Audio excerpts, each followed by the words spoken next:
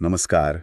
आज आपण एका खूप इंटरेस्टिंग पुस्तकाबद्दल बोलणार आहोत, जेम्स क्लिअर यांचं ॲटॉमिक हॅबिट्स. हो, खूप गाजलेलं पुस्तक आहे हे. अगदी. आपल्याकडे याबद्दलची बरीच माहिती आहे आणि आपण जरा सखोल चर्चा करूया की कशा प्रकारे म्हणजे छोट्या छोट्या सवयी मोठे बदल घडवू शकतात. बरोबर, हाच तर पुस्तकाचा गाभा आहे. आणि त्यातली एक कल्पना मला खूपच म्हणजे प्रभावी वाटली की रोज फक्त 1% सुधारणा केली ना तर वर्षाच्या शेवटी आपण तब्बल 37 पटीने सुधारतो. हो, हे गणितच खूप थक्क करणार आहे. तर मग सुरुवात कशी करायची यावर आपण बोलूया. पुस्तकाच्या नावातच ॲटॉमिक आहे. ॲटॉमिक म्हणजे अगदी अणू इतकं लहान, बरोबर? हो हो, ह्याचा नेमका अर्थ काय घ्यायचा? अगदी बरोबर पकडलंय. ॲटॉमिक म्हणजे एकदम लहान, अगदी मूलभूत कण. म्हणजे लेखकाला हे सांगायचंय की मोठे धाडसी बदल करण्यापेक्षा रोजच्या रोज अगदी छोट्या, सातत्यपूर्ण कृती करण्यावर भर द्या. अच्छा, म्हणजे मोठ्या झेपेपेक्षा छोटी पावलं महत्वाची. हो, कारण त्याच टिकतात आणि त्यांचे एकत्रित परिणाम खूप मोठे होतात. म्हणूनच त्यांना ॲटॉमिक म्हटलंय, लहान पण शक्तिशाली. आणि याच संदर्भात तो 1%चा नियम येतो ज्याबद्दल आपण आत्ता बोललो. पण रोज 1% सुधारणा म्हणजे खरंच खूप किरकोळ वाटतं. हे इतकं प्रभावी कसं काय असू शकतं? काय आहे ना, हे अगदी चक्रवाढ व्याजासारखं काम करतं. सुरुवातीला फरक जाणवत नाही, अगदी शून्यवत वाटतं. पण तेच 1% रोज सातत्याने करत राहिलं की काही महिन्यात, वर्षात त्याचा परिणाम असा मोठा होतो की आपण चकित होतो. म्हणजे संयम आणि सातत्य ही खरी किल्ली आहे. अगदी. ती 37 पट सुधारणा म्हणजे त्याच सातत्याचं फळ आहे. प्रयत्न किती मोठा आहे यापेक्षा तो किती नियमित आहे हे जास्त महत्वाचं. हे तर झालं परिणामांबद्दल. पण मुळात या सवयी लागतात कशा? म्हणजे कोणतीही सवय, चांगली किंवा वाईट, कशी तयार होते त्याची काही पद्धत असते का? हो, नक्कीच. लेखक म्हणतात की प्रत्येक सवय एका 4 टप्प्यांच्या चक्रातून तयार होते. Habit loop.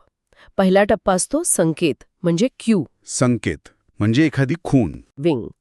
त्या कृतीतून मिळणाऱ्या समाधानाची ओढ असते ती. अच्छा. तिसरा टप्पा म्हणजे प्रत्यक्ष कृती, रिस्पॉन्स. जी सवय आपण लावू पाहतोय किंवा जी लागलेली आहे. आणि चौथा, शेवटचा टप्पा म्हणजे बक्षीस, रिवॉर्ड. बक्षीस म्हणजे समाधान. हो, ते समाधान किंवा आनंद जो आपल्याला त्या कृतीतून मिळतो. आणि याच बक्षिसामुळे आपलं मन ते चक्र पुन्हा सुरू ठेवायला तयार होतं. ओके. हे जरा उदाहरणाने सांगता येईल का? म्हणजे समजायला सोपं जाईल. नक्कीच. समजा संध्याकाळी खूप थकवा आला, हा झाला संकेत.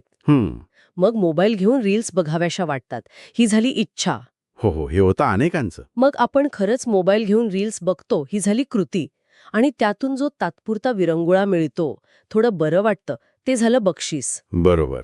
आणि मग पुढच्या वेळी थकल्यावर पुन्हा तेच करावंसं वाटतं. अगदी. हेच चक्र सवय घट्ट करत जातं.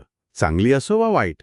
पण इथे लेखक अजून एक महत्वाचा मुद्दा मांडतात ना, म्हणजे फक्त कृती नाही तर ओळख. हो, अगदी बरोबर. ओळखीवर आधारित सवयी, आयडेंटिटी बेस्ड हॅबिट्स, हा खूप महत्वाचा भाग आहे पुस्तकातला. लेखक म्हणतात की फक्त मला काय करायचं आहे यावर लक्ष देण्याऐवजी मला कोण बनायचं आहे यावर लक्ष केंद्रित केलं तर ते जास्त परिणामकारक ठरतं. हे खूपच इंटरेस्टिंग आहे. म्हणजे समजा मला रोज व्यायाम करायचा आहे असं म्हणण्याऐवजी मी एक निरोगी व्यक्ती आहे किंवा मी एक धावपटू आहे अशी ओळख निर्माण करणं जास्त महत्वाचं आहे. हे कसं काय काम करतं? बरोबर. काय आहे ना, जेव्हा आपण स्वतःला एका विशिष्ट प्रकारची व्यक्ती म्हणून ओळखू लागतो, म्हणजे समजा मी एक शिस्तप्रिय व्यक्ती आहे, तर त्या ओळखीशी सुसंगत वागण्याचा आपला नैसर्गिक कल असतो. अच्छा, म्हणजे आपण आपल्या ओळखीला साजेसं वागतो. हो, मग त्या ओळखीला धरून ज्या सवयी आहेत, जसं की वेळेवर उठणं किंवा कामं वेळेत पूर्ण करणं, त्या केवळ करायच्या गोष्टी राहत नाहीत. त्या आपल्या स्वभावाचा, आपल्या अस्तित्वाचा भाग बनतात. मग त्या जास्त सहजपणे होतात. वाह! म्हणजे आतून बदल घडतो. मग या चांगल्या सवयी लावण्यासाठी, त्या सोप्या करण्यासाठी काही टिप्स आहेत का पुस्तकात? हो, नक्कीच. लेखकाने सवयी लावण्याचे 4 नियम सांगितले आहेत. त्यातले 2 महत्वाचे म्हणजे सवय स्पष्ट करा आणि सोपी करा. स्पष्ट आणि सोपी म्हणजे चांगली सवय लावायची असेल तर तिच्यासाठी लागणारे संकेत अगदी स्पष्ट, सहज दिसतील असे ठेवा. आणि ती कृती करायला कमीत कमी कष्ट लागतील अशी व्यवस्था करा. उदाहरणार्थ? समजा सकाळी व्यायाम करायचा आहे, तर रात्रीच व्यायामाचे कपडे काढून ठेवा. म्हणजे सकाळी उठल्यावर ते सहज दिसतील आणि लगेच घालता येतील. हो, म्हणजे विचार करायला किंवा शोधायला वेळ नको. अगदी. किंवा समजा रोज रात्री पुस्तक वाचायची सवय लावायची आहे, तर पुस्तक उशाशीच ठेवा. म्हणजे झोपण्यापूर्वी ते सहज हातात येईल. म्हणजे अडथळे कमी करायचे. बरोबर. सवय जितकी सोपी, सुलभ करता येईल तितके ती टिकण्याची शक्यता जास्त. अगदी 2 मिनिटांचा नियम पण सांगतात लेखक. कोणतीही नवीन सवय सुरू करताना ती फक्त 2 मिनिटं करा. सुरुवात महत्वाची. हे खरे, म्हणजे शिस्त महत्वाची आहे, पण ती क्लिष्ट असायला नको. सुरुवात सोपी हवी. अगदी. छोट्या विजयांमधून आत्मविश्वास वाढतो आणि मग हळूहळू वेळ वाढवता येतो. तर एकूणच ॲटॉमिक हॅबिट्समधून घ्यायचा महत्वाचा संदेश हा आहे की मोठे बदल हे काहीतरी भव्यदिव्य केल्याने होत नाहीत. नाही, अजिबात नाही. ते होतात रोजच्या, अगदी छोट्या वाटणाऱ्या पण सातत्यपूर्ण सवयींमधून. आपलं आयुष्य बदलायचं असेल तर आपल्या सवयी बदलाव्या लागतील. हो. आणि त्यासाठी रोज फक्त 1% चांगली सुधारणा करण्यावर लक्ष केंद्रित करणं पुरेसं आहे. खूप छान पद्धतीने आपण हे सगळं मांडलं. ऐकणाऱ्यांना नक्कीच याचा फायदा होईल. आणि जाता जाता विचार करण्यासाठी एक प्रश्न सोडून जाते. अशी कोणती एक अगदी छोटी, खरंच 1% म्हणता येईल अशी सवय किंवा बदल आहे जो आजपासून सुरू करता येऊ शकेल?